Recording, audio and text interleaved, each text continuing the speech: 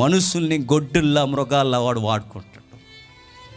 మరలా చెప్తున్నాను, నువ్వు ఆధ్యాత్మిక జీవితంలో నాయకుడు అవ్వాలనుకున్నా, సొసైటీలో నువ్వు ఒక లీడర్ అవ్వాలనుకున్నా, నీ కుటుంబంలో కూడా నీకంటే ఒక గౌరవం ఉండాలనుకున్నా, గుర్తెట్టుకో, ముందు ఎదుటి వారిని గౌరవించడం నేర్చుకో.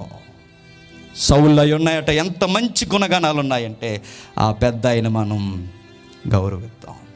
ఏం తీసుకెళ్దాం? తిరడట, ఇట్టివాడు సమాజానికి మేలుకరమైన వ్యక్తిగా ఉంటాడని నిలబెట్టుకుంటాడట. పెద్దలు ఎందుకు గౌరవాన్ని నేర్పుతారు? పెద్దలు ఎందుకు మంచిగా బతకమని చెప్తారు?